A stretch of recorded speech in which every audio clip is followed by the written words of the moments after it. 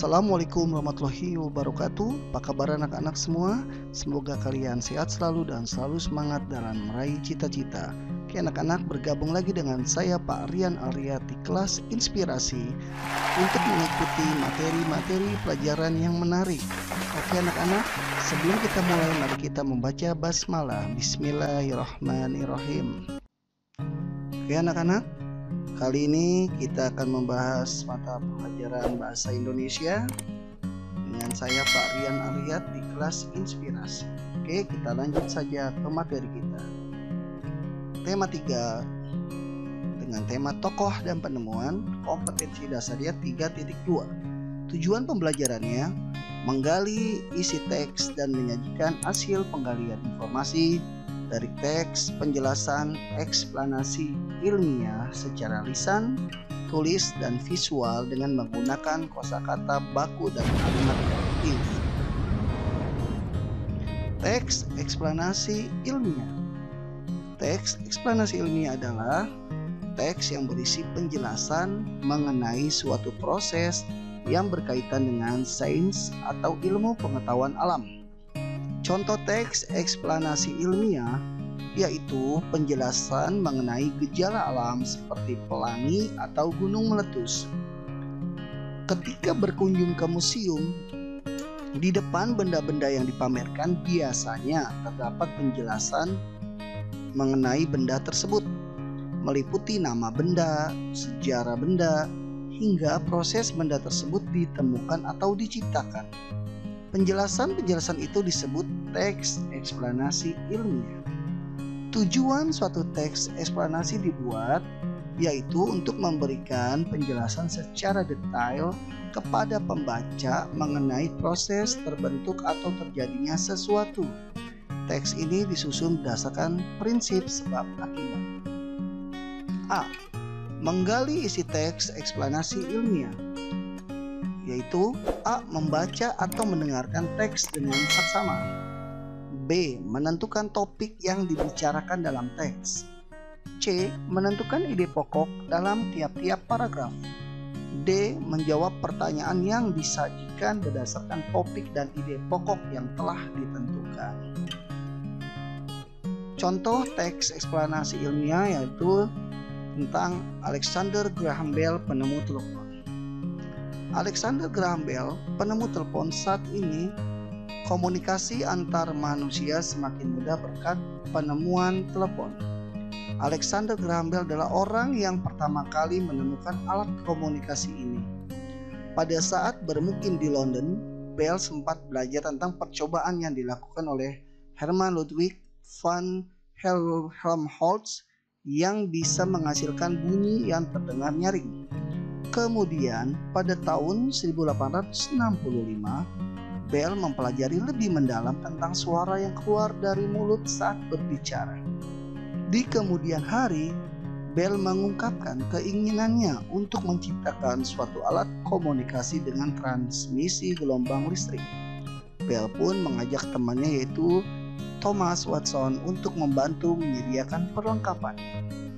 Penelitiannya dilakukan dengan menggunakan alat pengatur suara dan magnet untuk menghantarkan bunyi yang akan dikirimkan. Peristiwa ini terjadi pada tanggal 2 Juni 1875. Akhirnya, terciptalah karya Bell, sebuah pesawat penerima telepon dan pemancar yang bentuknya berupa sebuah piringan hitam tipis yang dipasang di depan elektromagnet. Pada tanggal 14 Februari 1876, Bell mematenkan hasil penemuannya. Namun oleh US Patent Office, penemuan Bell ini baru resmi dipatenkan pada tanggal 7 Maret untuk electric speaking telepon. Oke, anak-anak, ini contoh dari sebuah teks eksplanasi ilmiah, yaitu teks yang berdasarkan tentang penelitian. Jadi bukan tentang cerita-cerita fiksi ya anak-anak. Oke, kita lanjut. B. Menjelaskan ciri teks eksplanasi ilmiah. Teks eksplanasi ilmiah tersusun atas beberapa bagian, yaitu 1. Pernyataan umum. Bagian ini biasanya terdapat di awal teks dan berfungsi sebagai paragraf pembuka. dan berisi informasi singkat mengenai topik permasalahan yang akan dibahas dalam teks secara keseluruhan. 2. Deretan penjelas merupakan bagian isi dari teks eksplanasi. Bagian ini berisi uraian atau penjelasan lebih rinci mengenai proses dari peristiwa atau kejadian yang dijelaskan pada bagian pernyataan umum. 3. Kesimpulan merupakan bagian penutup teks.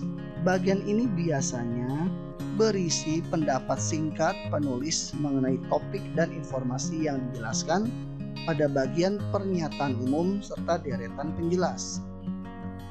C. Menyajikan isi teks eksplanasi ilmiah menggunakan peta pikiran. Untuk memudahkan dalam memahami informasi teks eksplanasi ilmiah, kamu dapat membuat peta pikiran. Hal-hal yang perlu dilakukan untuk membuat peta pikiran yaitu 1. Membaca atau mendengarkan teks eksplanasi ilmiah secara keseluruhan. 2.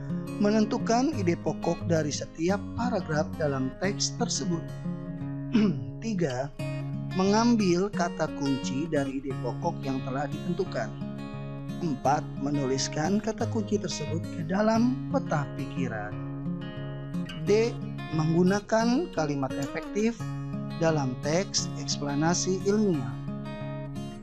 Suatu teks yang baik haruslah dibuat dengan memperhatikan kaidah bahasa Indonesia yang baik dan benar. Kaidah tersebut meliputi penggunaan kalimat efektif dan ejaan. Suatu kalimat yang efektif harus memenuhi beberapa syarat antara lain. 1. Mengandung subjek dan predikat. 2. Menggunakan kata baku. 3. Tidak bermakna ganda atau ambigu. Selain penggunaan kalimat efektif, suatu teks yang memenuhi kaidah bahasa Indonesia yang baik dan benar harus memperhatikan ejaan. Ejaan berkaitan dengan penggunaan tanda baca, huruf kapital, serta penulisan kata ataupun singkatan. Oke anak-anak, itu saja materi kita pada hari ini. Sekian. Demikian tadi materi pembahasan pelajaran kita. Semoga menambah ilmu pengetahuan kalian, semoga bermanfaat. Dan jangan lupa jika video Bapak ini bermanfaat, di like, di subscribe, dan di share ke teman-teman kalian semua. Sekian, Assalamualaikum warahmatullahi wabarakatuh.